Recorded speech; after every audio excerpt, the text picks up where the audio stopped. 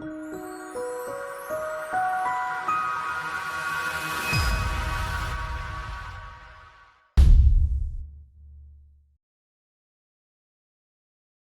back to the Two-Ton Money Super 1 British Karting Championships. It's the IAME Cadet class up next, and the two drivers that won in the heats join me from Fusion Motorsport.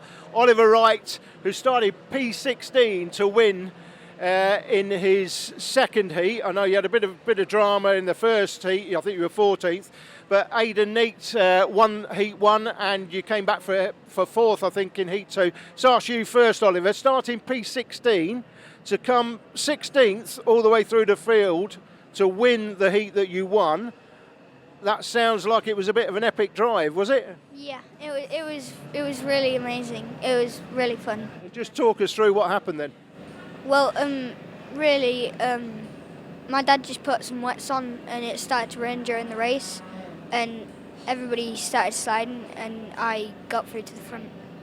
Okay, so good for you then. And Aidan, you won the heat 1, you dominated that when I was watching that. And then 4th in heat 2, that's going to give you a decent position for the pre-final coming up, where you're going to be in the televised final that we're filming. We're not sure yet. But how much confidence does it give you knowing that, I think last year, were you in the B final last year? Yeah, I'm pretty sure I was, to be honest, but I'm really confident coming into this weekend, because last weekend also I got my first podium in this track, and I qualified pole as well, then leading the heat 1 the whole way through, winning that, it was really good. And then in heat 2 I don't think I really adapted to the track as well as the other competitors, like when the track dried out as much. However, I think I managed to stick to 4th, which was quite good for me, to be honest, because I'm pretty sure I'm starting pole for the pre-final. Yeah, so, and people watching may know your dad Andy from British Touring Cars, of course. How much do you think your dad prefers watching you from when he raced himself? I bet he prefers watching you, doesn't he? Yeah, it means a lot. It means a lot because a few years ago when he raced for Honda, he's stopped racing primarily to help me, my karting, so I can have a good career in racing, and that meant a lot to me. So he gave up his own career to help me. Yeah, that's right. He took a lot of stick, unjustified online. I know he took a lot of stick for doing that, but I think it was absolutely the right decision. Okay, well, good luck this weekend. Thank you. Congratulations then to Oliver Wright and Aidan Neat for their first victories in IAME Cadets in their particular heats. So now we come to the main event. Will McIntyre and Freddie Slater on the front row from Neat and Arvid Lindblad, championship leader, Burgoyne Jr. and Dodds, Phillips and Harrison, Keeble and Ollie Wright in the top 10 from Rippin, Robinson and Co. It's going to be an interesting one, this. 23 on the grid. The rain is much, much heavier and the wind is picking up. So these guys are going to very much struggle in the early stages in particular, because there's going to be a massive walls of spray everywhere you look. So here we go, up towards the first turn, through Club Corner, and there is the spray. Look at that. How on earth are these guys and girls going to get up to the top of Dragon Straight without a massive wall of spray in the face? And you can see a couple of them jostling away for position, trying to keep the carts in a straight line. But out in front, that is the O-plate. Freddie C. Slater in the lead of the race. No problem at all for him. Will McIntyre in second position. Now he's the man for Fusion Motorsport thus far to have held the biggest challenge for the title, and he needs some support really from his teammate Freddie Slater to get towards the sharp end. And they did say, didn't they, at the end of the last round at Shenington, Freddie did mention, well, as long as a Fusion wins, I'm not too fussed which one it is now, because I can't win the championship, so I'm going to help William McIntyre to get to that front end. But it looks like he's got a whole raft of support. Aidan Neat is there in third position as the mid-pack jostles away. That was the 37 in the mix there, going for a few moves. Leo Robinson, I should say. It's Archie Clark who's in that particular team. Arvid Lindblad is still there in the top 4, trying to break this Fusion trio. And Arvid Lindblad has been incredibly consistent all the way through the year. But this Fusion trio, it's going to give him a massive headache, because it used to be 2 of them working together. Now it's 3. It's worth mentioning as well, guys, that as they come down the hill, you can see the rain. We've already had a camera go down in that Bambino race for 30 seconds. Fortunately, we managed to recover it very quickly, restore the footage. But we've also now had the tag timing system go down in the conditions. Ian Rogers at tag working tirelessly to bring it back on. Oh, Aidan Up Neat the goes for inside. McIntyre. Great move by Aidan Neat through to second place. He's really keen to take the win. Never won at Super 1, of course, before. That's the confirmation graphic. But he's going to have a bit of work to do to catch Slater. I think if they work together, the group in behind, they should catch him. But as you can see, guys, with the conditions, we are struggling a bit in the conditions with the timing. One of the cameras gone down. We lost the camera earlier on completely. But we've got a replacement up here in this corner now. But you can see this camera and this cameraman, got to say, Paul, taking an absolute battering. Yes, indeed. And in these wet conditions, the man who's managing to stay with the trio at Fusion and the double act at Oliver Rowland Motorsport is Harry Burgoyne Jr. There he is with the sole tyre on the back of his helmet in 6th position. That little one is doing a cracking job at the moment to stay with these guys in very tricky conditions indeed. The top 6 running very close, but Aidan Neat up into 2nd position. Without a doubt, his finest ever performance in Super 1. I spoke to his dad, Andy, former British touring car and Britcar 24-hour competitor, a few months ago, and I asked him, you know, is this going to be a continuation? When he gets into cars, are you going to make a comeback? He said, no, I'm done. I've obviously had my moment, and Aidan is much, much better than I was at the same age. So it's all about Aidan now, and I love the humility of that. He absolutely loves watching his son race, and if he manages to get on the podium this time, it's going to be a very emotional Andy Neat watching young Aidan into action. Here comes Will McIntyre defending as Arvid Lindblad and Max Dodds are really starting to turn up the wick. They are going to give him a bit of a hammer blow if he's not careful. And look, that move from Aidan Neat has dropped him off the pair of them up front. So now it is the double act working together. Lindblad and Dodds trying to attack Will McIntyre as Dodds looks for a move on his teammate. Terrific. What a move in the compression complex. That is a great move. Absolutely brilliant move there by Maxwell Dodds, making the place up. So Maxwell now up to, what's that, 4th place? Yep, 4th position. Harry Burgoyne Jr. saw a way through there. I was just going to say, Harry Burgoyne Jr., this is the best we've seen of him as well, doing really well in the conditions. And up in 5th position, that looks like, 7th position, that looks like Bart Harrison. Neat is going for the lead, though, on Freddie Slater. Wow, he hasn't read the script. Aidan Neat is going for it and trying to keep his foot in. Goodness me, I don't think Freddie Slater expected Aidan, his teammate, to be much of a challenge this weekend. He's hammering it home. Yeah, I think if it was Will McIntyre who's in with a chance of winning the championship, I think Freddie may take a slightly different view. But somebody that's not in with a chance of the championship and just wants a race win, well, Freddie's going to be like, well, yeah, but I want the race win as well. So he's not going to give any quarter. And the thing about Freddie is he asks nothing, he gives nothing back in return. You just race against him and you get what you get from Freddie See You Slater every single time. Yeah. He's a hard charger, gives it 100% all the time. Absolutely, there's only one person on the grid he's going to help, and that's Will McIntyre. Meanwhile, Max Hall, the Gladiator, has made up very nearly half the field. He started from P15 on the grid, back on the 8th row. He's now in P8, so he's doing an amazing job in the wet conditions. Well, I thought we were going to see him come through. There he is. You can see him there in the blue and green and white machine coming down Damon Hill as they charge after the top 6. So another fantastic run from young Maximus. He's doing a great job in what is turning into a major breakthrough season for him as he runs with the best of them most weekends. He's just not quite had the luck on many occasions to be able to finish there, but he's had some amazing battles with these guys. Now, this is the first time really we've seen Aidan Neat going for a race victory in a final at Super 1. He's been close to the top 3 before. He's had some good top 6 runs,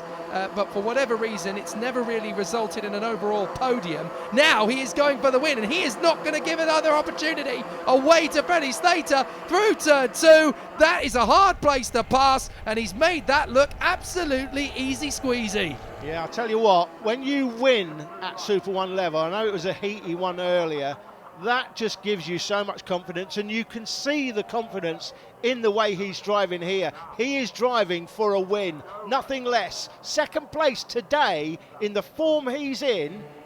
will be not good enough for Aidan Neate, and that is a good attitude for him to have. I think the two Oliver Rowland Motorsport karts have swapped. Well, I thought they'd swap because they were certainly side by side going into the carousel, but Dodds has been able to hold his nerve and keep that 4th position in front of his teammate Arvid Lindblad. Those two, of course, challenging the man just in front of them, Will McIntyre, for the championship.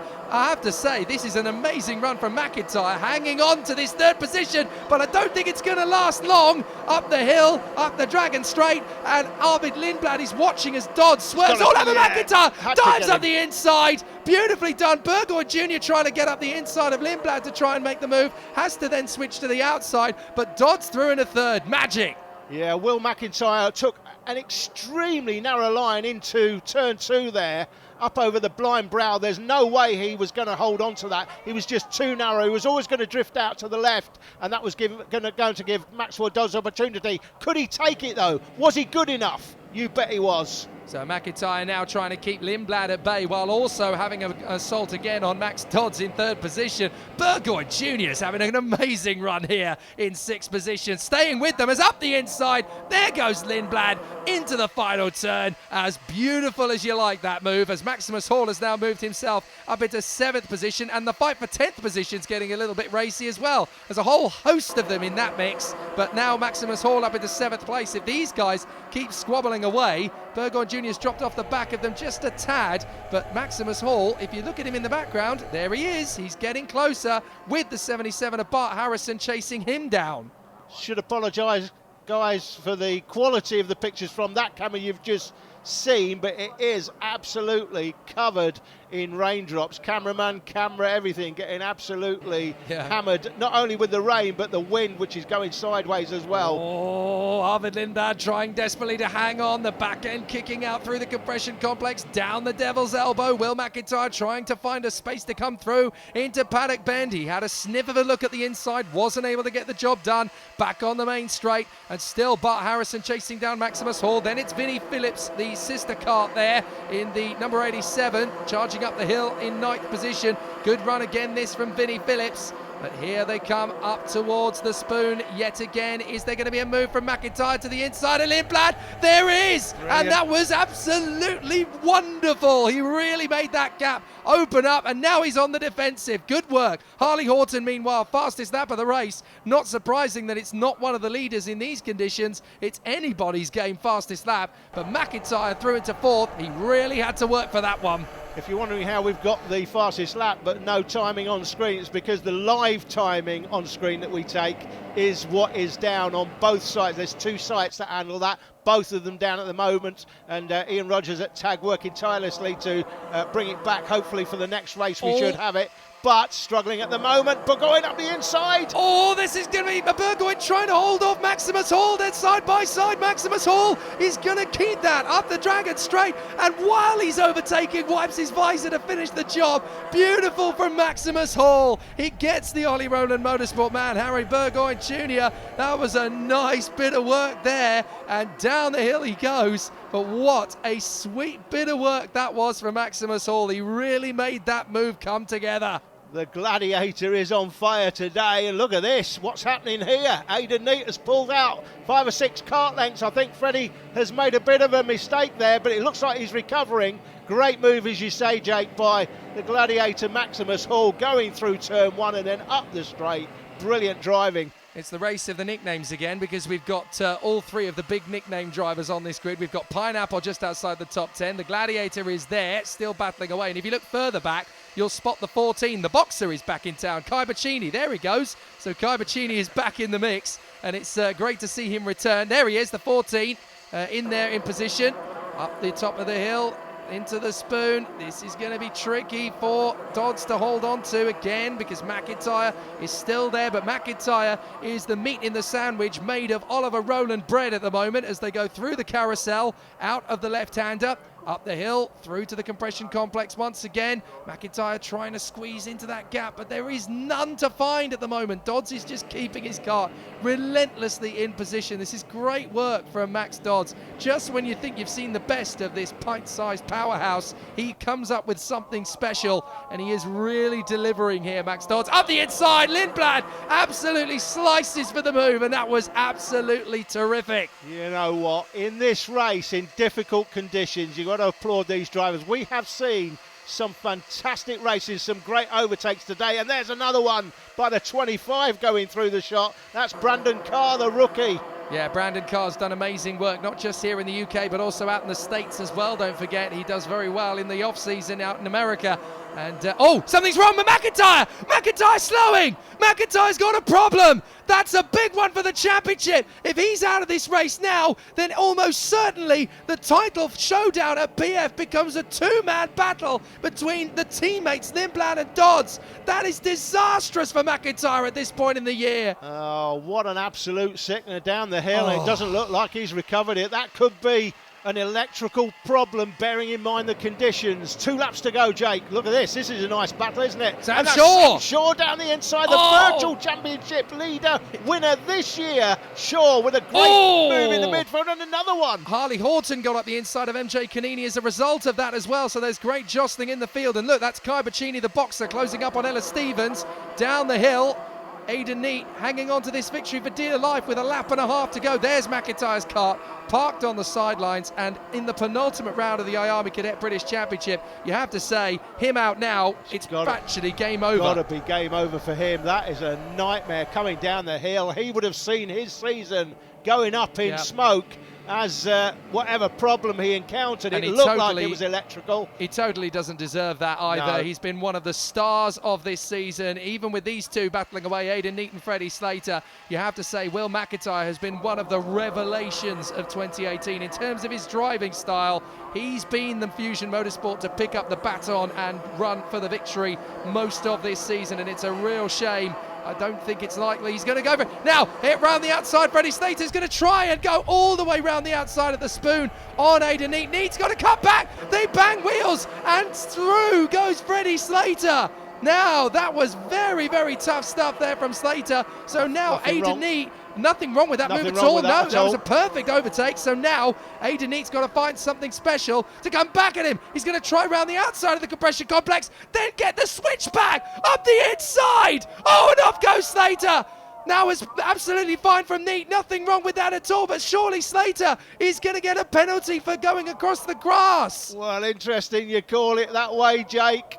He has gone across the grass. There was contact between them. We'll have another look at it in just a little while and see what everyone thinks. The thing is, I didn't see anything wrong with Aidan Neat's overtake on him at all. They drifted a little bit wide, the pair of them. There was a bit of contact, but because was that him?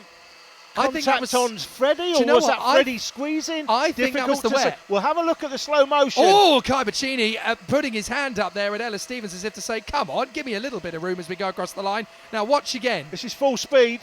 There's a contact. Is he squeezing him or not? It goes off Freddie now. He's definitely gained an advantage because he's gone across the grass. If the officials believe that's because Aidan pushed him out there, then he will get away with it.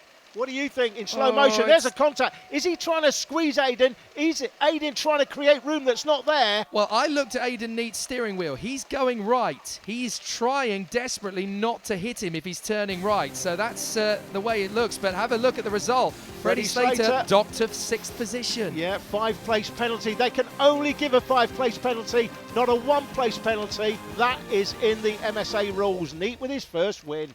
Aidan Neat, your first win at Super 1. You're taking the trophy home. How do you feel? I feel amazing. I'm so happy to my first win. It was a really good race, and I had a good battle with Freddie Slater at the end. Unfortunately, we came together. He got a penalty, but he was a good race from him. He drove really well. It was unfortunate what happened, but I'm really happy to get my first win. It's been a long time coming. Who do you want to thank? I thank my dad, especially my stepmom, my mum, my sister, everyone at Fusion Motorsport, Dan Neal, Alex T, and Shocks Performance, sorry. Well done, Aidan. As we come to the end of the season, drivers are allowed to drop their worst score from the season. On that basis, McIntyre could still mathematically beat Lindblad, but Dodds, his teammate, is going to have to play a support role at PF.